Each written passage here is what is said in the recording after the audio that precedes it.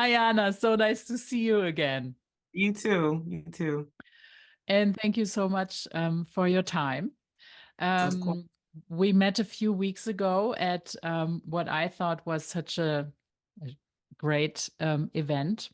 Hmm. The salon I hosted together with Think Tank 1014 on women's health.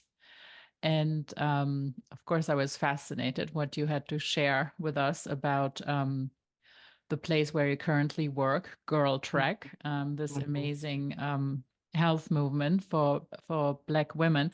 But before we get into this, and before we are talking about the pivotal moment in your life, I wanted to ask you a few warm-up questions. Okay. What is your current state of mind? Ah, peaceful. I walked this morning, so that always helps. How long do you typically walk? 30 minutes. And I made a playlist over the weekend of 90s boy band songs that I like. Ah, So I listened to that fun. today. So you had an extra groove and swing into your Yeah. steps. Yeah. Yeah. Nice. What is your idea of perfect happiness? Mm. Love, feeling love. I think being able to experience and be present in the love that I know that I have in my life makes me really happy. Yeah, Yeah. beautiful. Mhm. Which living person do you most admire? Could be anybody, not doesn't have to be a famous person. Could be anybody, just a living Oh, person. Yeah, yeah. I think my mom, and I know that sounds like everyone says that, but I was raised by a single mom Mhm. who was an immigrant from Jamaica. And as a mom now, I recognize the number of sacrifices that she made for me, like including working and, you know, holding off on relationships so that she could make sure that I was safe and just encouraging me. And even though she was working and worked in New York and had a leadership position in her role, was always present somehow Mhm. um, in my life. And I see, how challenging that is, even having a husband um, and raising Yes. children, like to do all the things that she did. So I admire her Mm, mm, touch. mm. Yeah, so being a mother, that topic almost is like a perfect bridge to what you described as really a turning point in your life. And of course, it's been just this short passage that you shared with me beforehand, interesting to read because it's so Mhm. anti-cyclical and against the norm or Yes. the contrary of the norm. So if you, Mhm. could share with us in your own words, that would be lovely.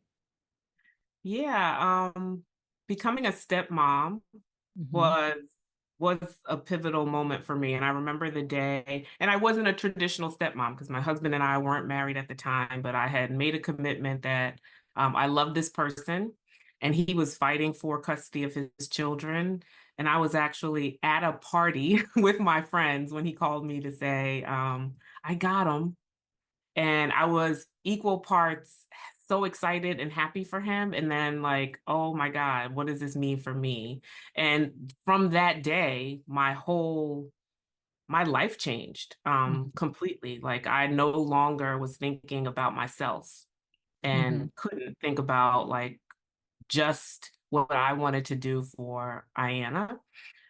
So that was a huge pivotal moment. And then I became a mom before I became a wife because I knew I was ready to become a mom before I was ready to become a wife.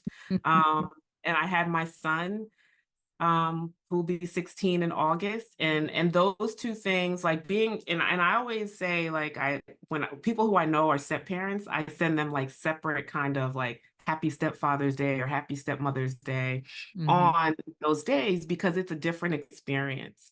Hmm. It's a different feeling and a different level of sacrifice And so those two things of being those different kinds of moms were like really pivotal for me and demonstrated for me who I knew I was, but I think I was never really challenged in the way that parenting challenges you to really demonstrate who you are.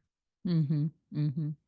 How old were your stepchildren when you stepped into Um, being a stepmom? yeah, 5 and 9, Oh, okay. 5 and 9, and then 2 years later, I had my son. So I'm sure yeah, it's very lively at your house.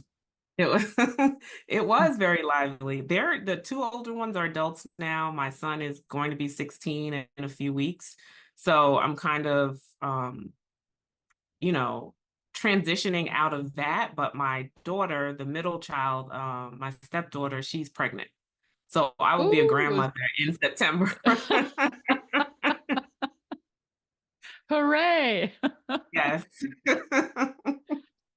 Speaking of, was you right, the capabilities of selflessness, they will Yes. expand. Yes. Yes. And you also, what I also thought was so nice, the sentence that you wrote that you really worked on how to make love an action word and not just a feeling.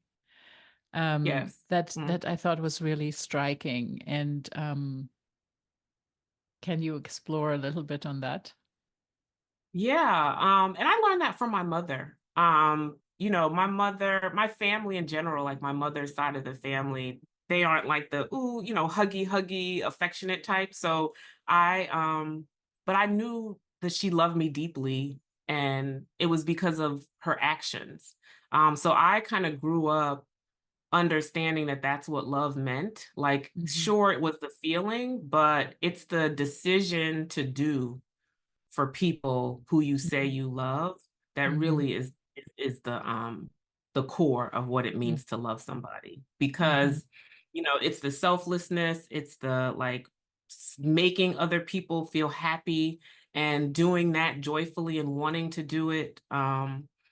It's I always try to make sure that anybody, even people who are like acquaintances, like when they leave my presence, that they feel either good, or better than they came in, like certainly not worse. Hmm. And so that's just like for me, like love is always just the sustained behavior of like trying to make sure that other people's lives are good. It doesn't mean that I'm so self-sacrificial that I don't try to make myself happy too, right? I love myself first. And that's how I'm able to love other Hmm. people. Hmm. Yeah, it really is all about integrity, right? Hmm. Hmm. And being truthful and authentic. Yeah. Yes. Yeah. I Yeah. agree. And so you said that you were raised by a single mom, and you also Mhm. shared that that was because you lost your father Yeah. at an early age. So and that this taught you not to take time for granted, which is such a huge lesson. I mean, Yes. for most of us, an Hmm. endless life lesson, and you were confronted, with taking that in and stepping into that at such a young age. Yes, yes. My parents actually weren't married. So my mom, technically was a single mom even before he passed away when I was 10 years old. My father was a blues musician.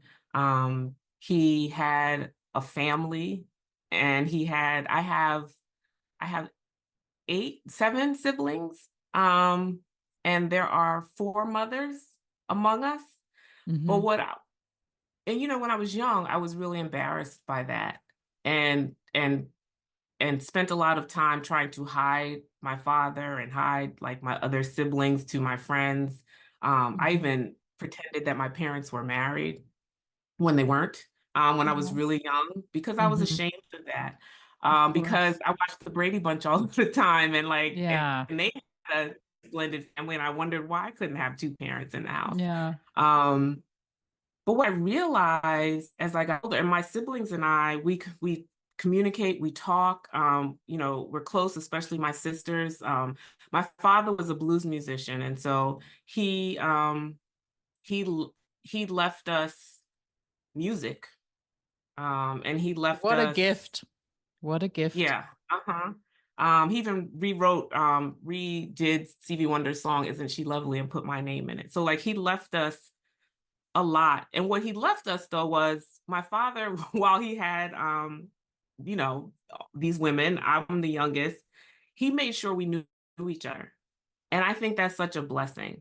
Mhm. And what he did, what I tell people all the time is that the story of my father is the story of our mothers, because he did a really good job choosing great women who did not allow whatever pain or hurt they caused him to disrupt how like we connected with each other. Like his wife, who passed away a few years ago, she would call my son her grandson. Like she was, Mhm. she treated us like we were her daughters. And Mhm. so that to me is a gift, and could be the Mhm. reason why I like so easily stepped into my like stepmotherhood, and Yeah. because Yeah. it wasn't easy. But understanding that families come in all different kinds of ways. So I don't even remember. I'm on a tangent. I don't remember Yeah, your yeah, no, initial no, no, no, question. no, but it was really why, what you said about your father, and that time is not endless, yeah.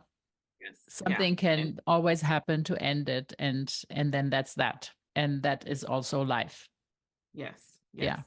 Yeah. And like I Yeah, was yeah. saying, because I spent so much time trying to avoid him, that last year of his life, when we moved to New Jersey and he was close and he would pick me up from school every day and we started to get closer. He taught me how to play the organ. He took me to my accordion lessons. He taught me how to play chess. That last day we played chess together, and he either let me beat me, or I beat him, or I legitimately beat him. And he said, "See you next week." But I never saw him again. And so Mhm. that stays in my mind as like a memory, and really like informed how I treat my relationships with people, and don't Mhm. like to go to bed angry, don't like to leave people. Now, I mean, relationships sometimes have to end, and Mhm. that's happened in my life, but I really try, the people who are in my life, I truly try Mhm. to show up for them, and Mhm. know that, and be like present in what we're doing, so that I Mhm. can remember the moment just in case. And Mhm. sometimes it feels like a little doomsday-ish, but it also, I think, is a good thing. No, Yeah. it's a great capacity, and also, this vast experience you made at a young age, or growing up with different people, different siblings, people coming in Mhm. and out of your life, probably um laid the groundwork for your way into your profession in education, yeah. and Yeah. and um and really prepared you to be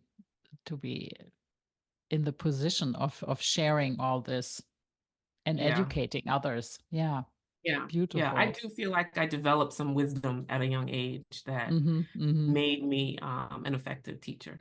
mm-hmm, mm-hmm. Yeah. So yes, you've been for over 30 years. You had a career in education, and a pretty stellar career as a classroom teacher, professor, textbook publisher, and education consultant. And then, of course, I will speak in the introduction about your different career stages. But all of this now brought you to GirlTrek, where you Yes. are the chief of staff. And when I have first heard about it, actually from Tanvi Giotra, who also has been Hmm. here on my podcast, I was Hmm. so fascinated, not only because I was in the process of doing all the research for this women's health panel and salon I organized and curated, but really because it's such a fascinating, important national or global now health Hmm. movement that doesn't cost anything. Yeah. Right. Anyway, but it's yours, so you need to talk about GirlTrek and what it is and what it has done to you. Yeah. So GirlTrek, I'm the chief of staff at GirlTrek. We are a Black women's health movement, the largest Black women's health movement. And like you said, what we ask women to do is to walk, talk, and solve problems together. And we have now 1.2 million women, which represents approximately 6% of the Black women population who've signed up and become members. And what being a member means first is to commit to walking 30 minutes a day, 5 days a week. Mm-hmm. And we know that walking is an effective disease prevention and health strategy. And so that's why, like you said, it's a simple, it's free ask of women, and they've said yes to it. And on our part, what we do is provide culturally relevant programming and engagements in order to keep them motivated and connected to the sisterhood. And what that looks like is in November, for example, after Thanksgiving, the day after Thanksgiving, we ask Black families to do a Black family 5K, Mm-hmm. walking off that Thanksgiving meal. So it's Mm-hmm. things like that. And Mm-hmm. we do a prayer trek in the fall with members, all members, but we have someone who is focused on church engagement because we are trying to think about where are Black people, where are Black women, and a lot of them are in church. A lot Mm-hmm. of them are in the South. So we Mm-hmm. are focused our strategies on the South, and then we have someone working specifically on engaging women in churches. We also have someone working specifically on engaging young women at historically Black colleges and universities. So those are the ways that we try to keep women connected to the sisterhood and also use strategies that we know will engage them because they're culturally relevant in order to keep them motivated to maintain this healthy lifestyle. Mm-hmm. Mm-hmm. It's Mhm. growing and growing. It's growing and growing, and now we have an app Mm-hmm. that is helping us. It's helping us collect data on our women and allowing us to collect data that will further inform, the strategies that we use to engage them. It's we just got approval from Google on the app. The Apple version has been around for about a month now, and each day we get more and more women who are joining. And what's great about it is that our traditional organizing strategy was we had people on the ground Mm-hmm. in communities getting women together. We still have that. We still have women who are signing up to be crew leaders. And what that means is they'll gather women in their communities. It could just be two people and that's a crew, or it could be some places we have like 30, 40 women who walk together.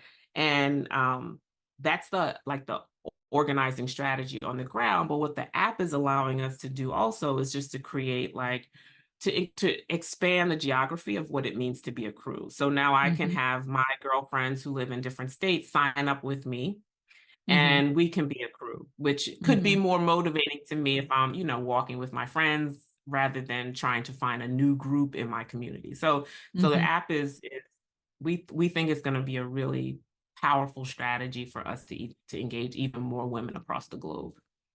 But not only to engage more women and across the globe, but also to gain you can track like Yes, steps yes, and ultimately the health impact, right?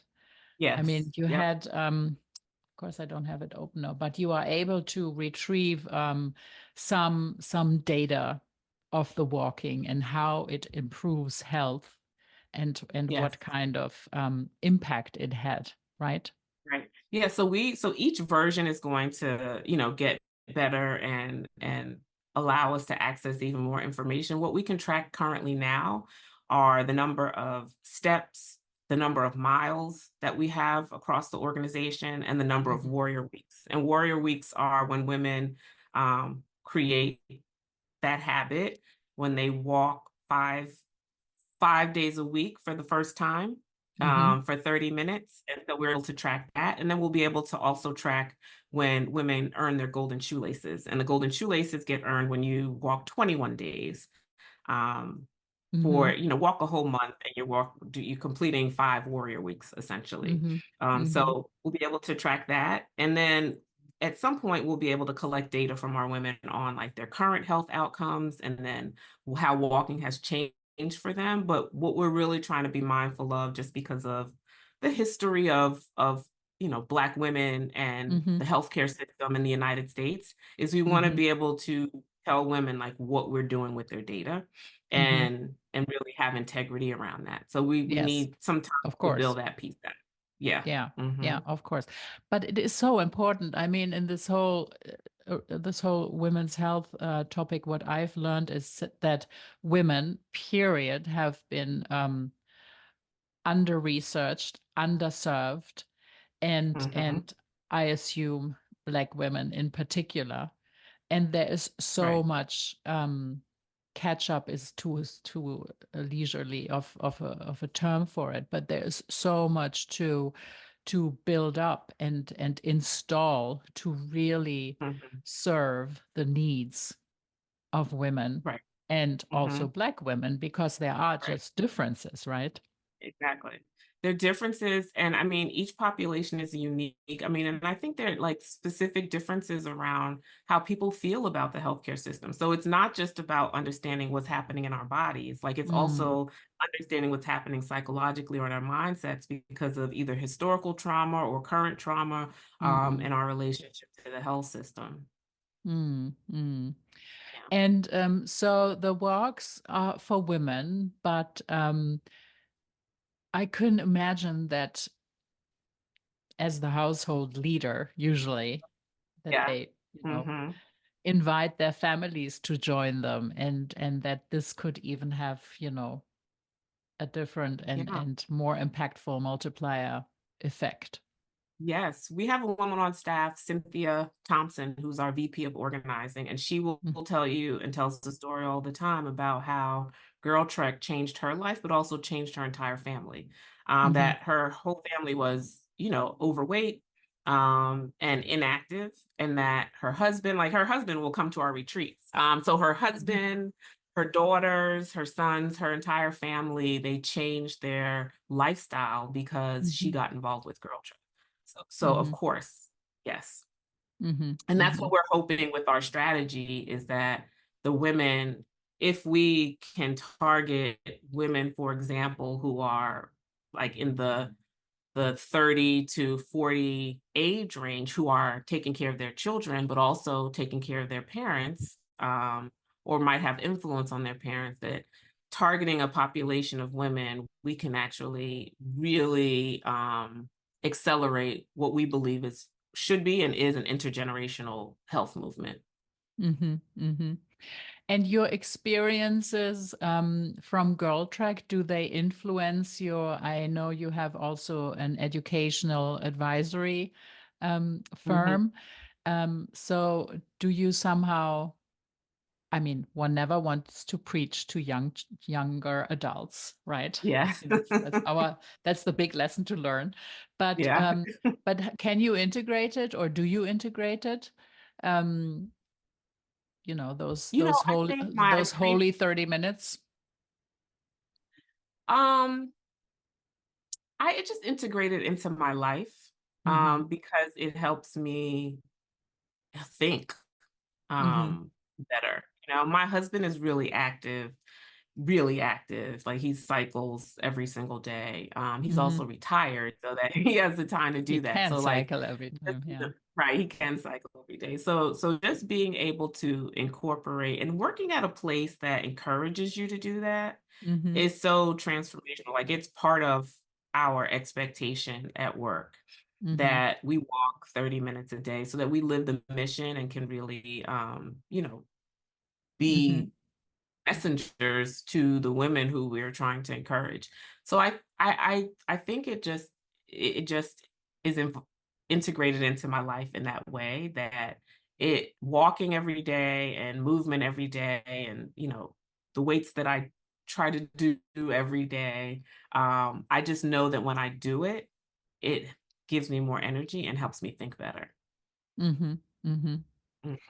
So I see in the background the flag of, is that that's your alma mater? Yes, I went to the University of Yeah. Pennsylvania. Yeah, that kind of also formed you for the career path that you chose. Yeah. When I was a little girl, when we were younger and we didn't have computers, like my mom, we had a whole set of World Book encyclopedias, and I used to read those all the time and just thought it was the biggest honor to be in the encyclopedia.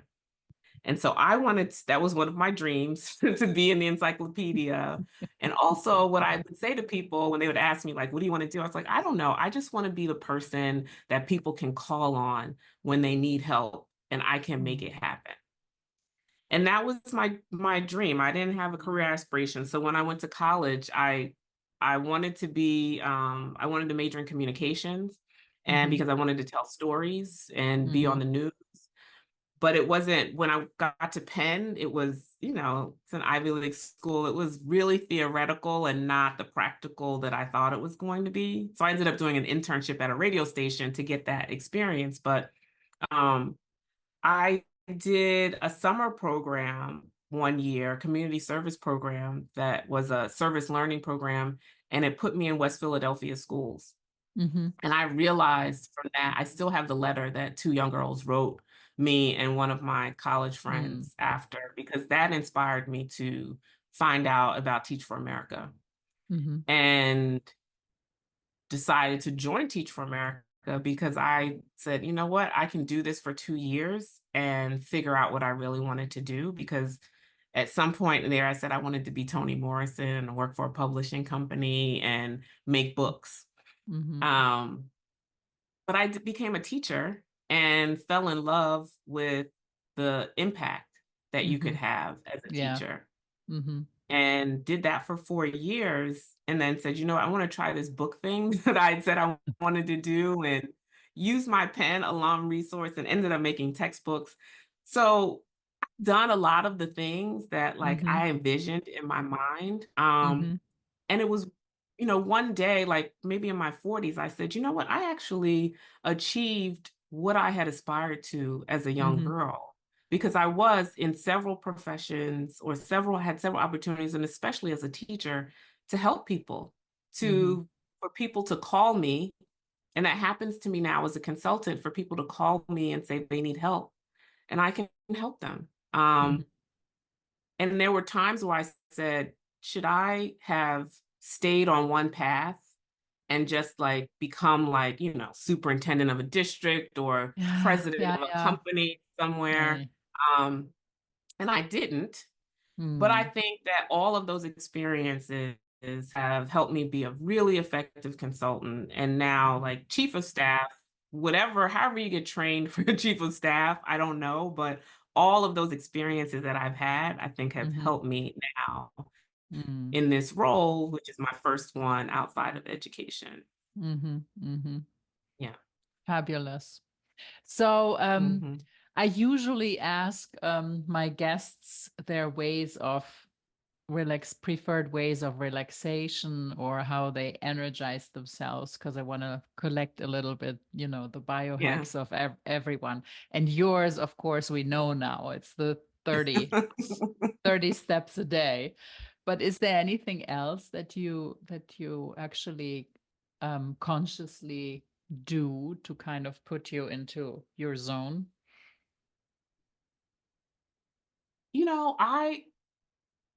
I love traveling. Mm-hmm. Before I became, that was one of the things that slowed down when I became a stepmother. Mm-hmm. Um, I used to, with my girlfriends, we would just say, "Hey, you want to go here? Like, let's just get on a plane." Mm-hmm. The planning of that, or the whirlwind of it, energizes me and maintains some energy for a little while. My husband and I just got back from the Tour de France, in Mm. Nice, because he cycles. I gifted that to him, so like I'm still on that high of Mm-hmm. Mm-hmm. being able to travel and travel with him. So while that's not like a daily practice, the imagining and dreaming of the next place that I want to go is something that energizes me. Mm-hmm. And then I do just like quiet and alone time. You know, I'm technically an only child. And so it was always just me and my mother. And my stepdaughter always jokes me because when they were younger, I would say, I need my alone time. You know, and I would just go in my bedroom and just kind of be quiet. And she was like, now I get, because they didn't understand it when I was young. And she's like, I Yeah, of get it course. now. Yeah. Why you needed that. So like that energized me. I'm an introvert, extrovert, people are Yeah. using that term now. I need that alone time. And the walking is that alone time for me too, to just like um just be by myself really is it is. And then the other piece is like whatever it is, whatever kind of exploration I can do either in a book or a podcast that I really like. Like I really like listening to cautionary tales podcasts, like getting lost in those things um energize me. Yeah. Yeah, no, I mean, Mhm. I also walk almost every day, Mhm. but with my Mhm. dogs. I have two Yeah. Labradors, and Okay. that's not really doing anything for me, except yes, of course, I'm kind of moving and I'm in the fresh air, but they are just, Right. they're not just pottering along next to me. Like every life is way Right. too exciting. So I have to, so I spend twice a day, like 30 minutes outside with them, but never this alone time, focused walking or with girlfriends. So I am very Yeah. inspired. I will Okay. take this on. Yes. Yes. Yeah, so thank you so much. I mean, we heard that for GirlTrek, the next big thing is the app, the Mhm. developing the app further. Is there anything else on the horizon that the organization aspires or is going for? Yeah, so we'll have a big announcement that we're making in about our strategy at the TED conference in October. Mm-hmm. And the other thing that we are, I think I mentioned during the salon that we purchased the building in Alabama that'll be our Oh, new yes, right. headquarters. Mhm. Yes. The Mm-hmm. Martin Luther King's old office, the Bricklayers Union Hall.